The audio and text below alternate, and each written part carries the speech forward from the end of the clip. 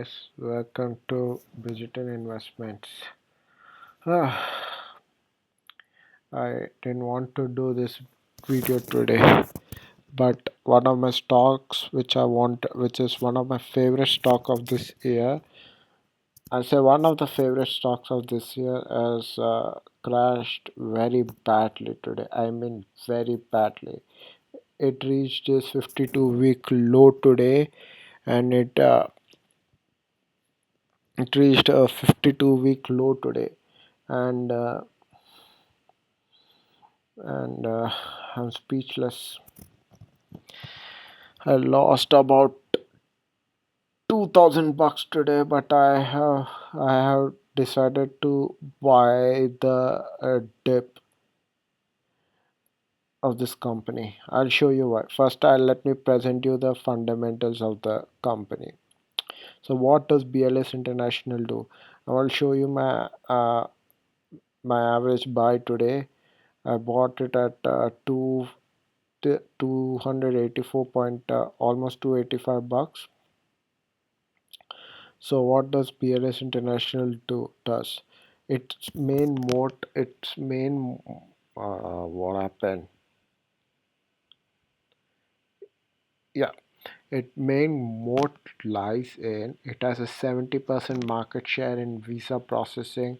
It has 70% market share in visa processing, and it serves more than 70 countries, and that is why.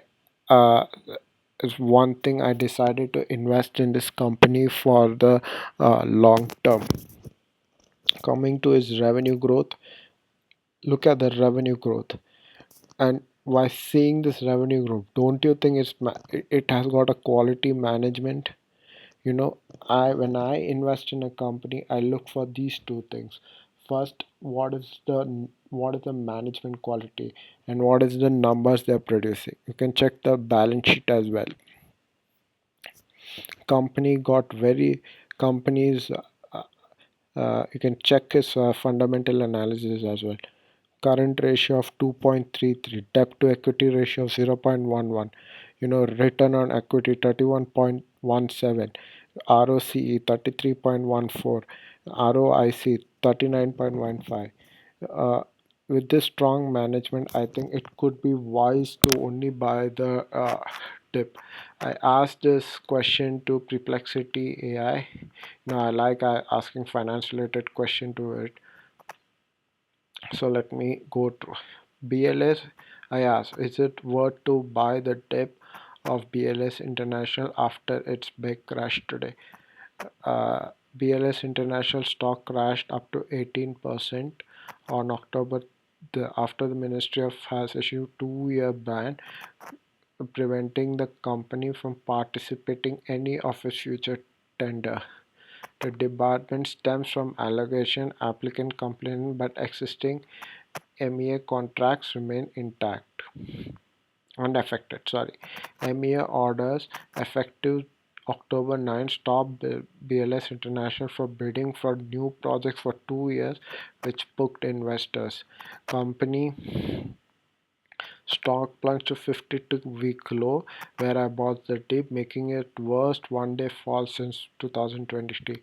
The sell-off was driven by panic, with heavy trading volumes signaling uh, uh, signaling mass excess by trader. Company clarified that existing contracts and including those with Indian mission abroad will continue normally. Business related contribute only 12% of consolidated revenue. This is just a small part which has been debarred, and the market crashed very badly. So now I thought, why not take the opportunity of this? It has got contracts with many countries as well. It has contract with UK, Australia. I believe a lot of it operates more than in 70 countries. So I bought the dip, a bit dipped. Contributes only 12% of consolidated revenue and 8% of EBITDA, meaning the fundamentals remain. Earning impact is limited. BLS has diversified globally. globally with long-term contracts in US, UAE, Spain, blah blah blah, along with acquisition like data and citizenship. Invest that strengthen non-Indian revenue stream. A lot of analysts are short-term outlook. This is this is just a buy rating, but let's go to the main topic. Should investors buy the dip? Short-term outlook risky. If you don't want to make money now, say wait for this area. I would be putting more of my money at this area before it could rise up again, not till here but till here to 14 to 14 level. Then I would be considering little bit exit of my position size of BLS International. Okay, let's uh, introduce reputational and sentimental headwinds that could keep the stock volatile market for weeks. Traders should expect fluctuation between 270 and 230, the kind of support which I give. Potential attractive. Company's financial remains sound and diversified. Only a small revenue of portion is affected. Like I said, this company operates in more than 70 countries and it has and a very small minute portion of the business is affected. I will demonstrate. I will show the video of the management in just a second what it said in its NDTV video. I would say management successfully challenges the order or maintains international contract growth, stock could recover meaningfully.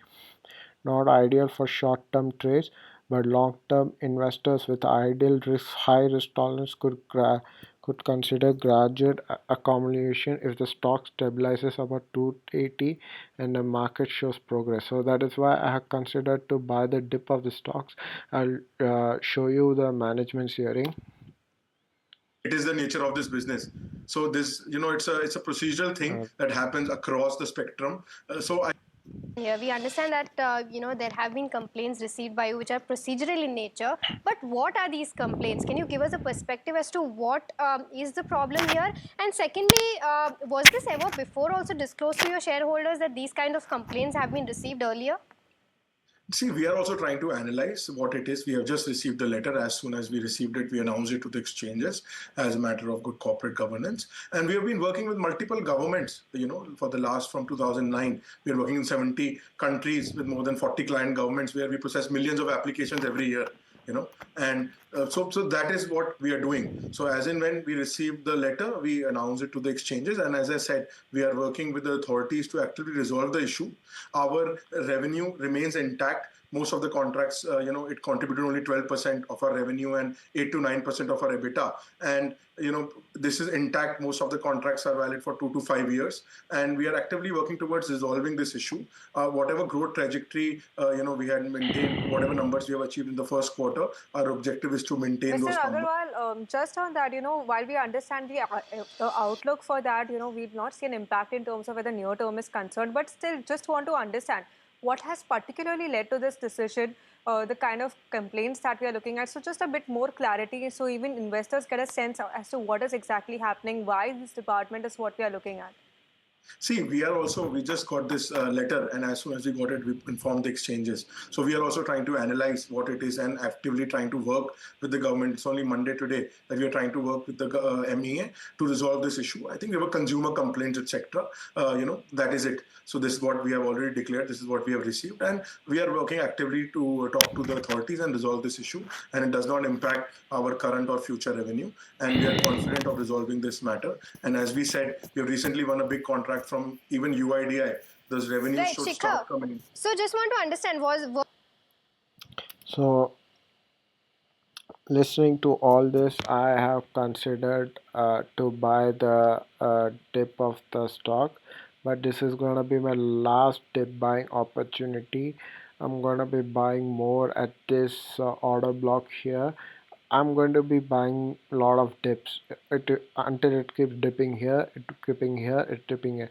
I trust the management. Look, I don't invest for the 2 year, 3 year. I invest for the 10 years. Even for my kids to have money. That is why I invest a lot of my money in mid cap and small cap. Good, fundamentally good mid cap and small cap. I know. 2000, I knew this year is going to be bearish for the stock market. 2025 is going to be bearish year for the stock market. So let's take use of the opportunity uh, and buy more. And apart from that, market crash today, like I said, like I predicted earlier, because of China tariff man is back, and investors are appear cautious. TCS didn't report that good Q2, as even I think even Avenue Market, DMart didn't present. Uh, uh, I think even Avenue didn't present a good. Uh, Avenue Supermarkets, DMart didn't present a good Q2 FY26. HCL, so I asked Perplexity. Uh, uh, sorry, why am I coming to here? So, I want to present uh, earnings call today. So today, HCL Tech has presented Q2 FY26 earnings today. HCL has delivered strong Q2 FY26, strong growth and reputation, reinforcing its position as a resilient long-term option. Revenue rose by 11 to 2 and 5.2 on quarter to quarter to 3,000 something blah blah blah. Net profit jumped to 10.2 sequentially to 2,335 crores. Profit growth has flat year to year, reflecting a strong execution, robust AI-powered solution demand. Yeah, milking the investor. I know HCL don't have that good quality AI. Similarly, like TCS, Infosys, they're just milking AI. They're just milking investors by using AI. So it reported good earnings, HCL, but I don't see it as a good investment for the long term, as it has already grew a lot. You should be focusing more on India is now shifting down from service based industry, so you need to be looking on more on HCL and semiconductor space. I think HCL is into semiconductors as well, and pharma stocks. So that's it from me today. Tomorrow is a good tomorrow there's good Q2 being good earnings call tomorrow. I'm very much excited to follow up for tomorrow. Yeah, so that's it for today. Please like the video and subscribe. Thank you.